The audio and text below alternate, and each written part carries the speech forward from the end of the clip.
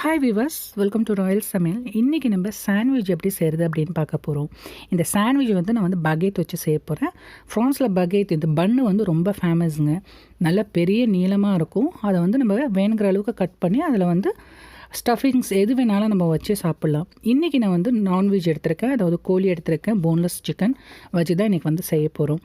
இது ஸ்டஃபிங்க்கு நான் ரெடி பண்ணிக்கிறேன்.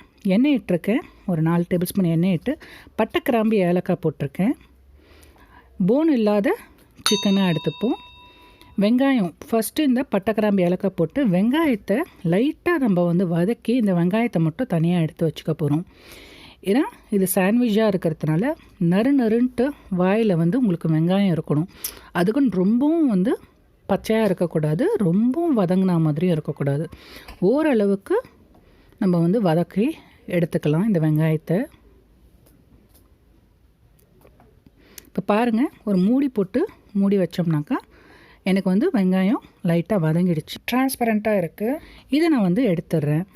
இப்போது அதே எண்ணெய் சட்டியில் நான் பட்டர் போட்டிருக்கேன்.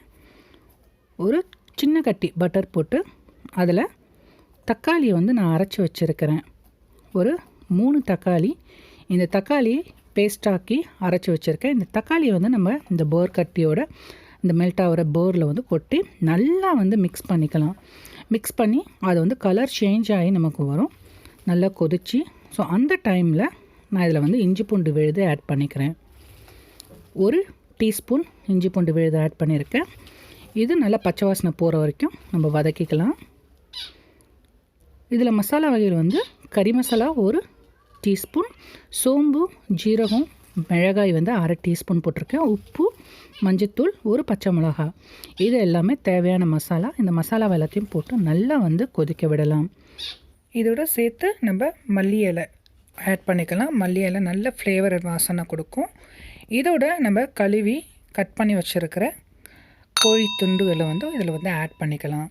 ஆட் பண்ணிவிட்டு இதை நல்லா பரட்டி விட்டு இதை வேவுறதுக்கு நம்ம கொஞ்சம் டைம் கொடுக்கலாம். இது நல்ல கிரேவி திக்காக இருக்கிறதுனால நம்ம கொஞ்சம் ஒரு 1/4 டம்ளருக்கு தண்ணி விட்டுக்கிறேன். ஏன்னா கோழி நம்ம மூடி போட்டு வச்சோம்னாக்கா அது வேற லைட்டாக தண்ணி விடும். அதனால் 1/4 டம்ளருக்கு தண்ணி விட்டு நம்ம அடிக்கடி திறந்து பார்த்துக்கோங்க. இதில் ஒரு டீஸ்பூனுக்கு நான் எலுமிச்சை பழம் சாறு ஊற்றுறேன். ஏன்னா நல்லா புளிச்சிக்கிட்டு உரைச்சிக்கிட்டு நல்லா இருக்கும். இப்போ நம்ம கோழி வெந்துருச்சு, ரெடி ஆகிடுச்சு. இது நான் 4 பேருக்கு யூஸ் பண்ண போகிறேன். ஸோ நமக்கு கிரேவி இந்த மாதிரி வேணும்னா இந்த மாதிரியே விட்டுறலாம். கொஞ்சம் திக்காக வேணும்னா இன்னும் கொஞ்சம் ட்ரை ஆக்கிக்கலாம். இங்கே பகேட் இந்த மாதிரி தான் கிடைக்கும். பெருசாகவும் இருக்குது, சின்னதாகவும் இருக்குது, மீடியம் சைஸில் இருக்குது.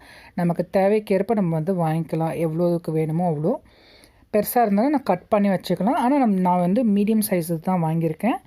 இப்போ நம்ம வதக்கி வச்சுருந்த வெங்காயத்தை கடைசியாக இதில் ஆட் பண்ணி நல்ல ஒரு மிக்ஸ் பண்ணி நான் ஓரமாக எடுத்து வச்சிடுறேன். இது ஆறட்டும். கேமராவுக்கு கலர் கொஞ்சம் கம்மியாக தெரியுது, ஆனால் நல்ல சூப்பர் கலராக இருக்குது.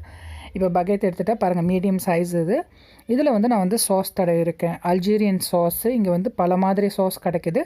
அதில் அல்ஜீரியன் சாஸ் அப்படின்ட்டு ரொம்ப நல்லாயிருக்கும்.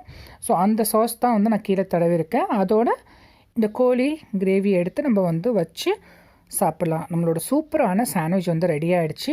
நீங்கள் பகேட் இல்லைன்னா ஊரில் எந்த ப்ரெட்டு கிடைக்குதோ அதோடு நீங்கள் வச்சு சர்வ் பண்ணி நீங்கள் சாப்பிட்லாம். குழந்தைங்களுக்கு கொடுங்க, ரொம்ப விரும்பி சாப்பிடுவாங்க. தேங்க்யூ ஃபார் வாட்சிங். தேங்க்யூ. பாய்.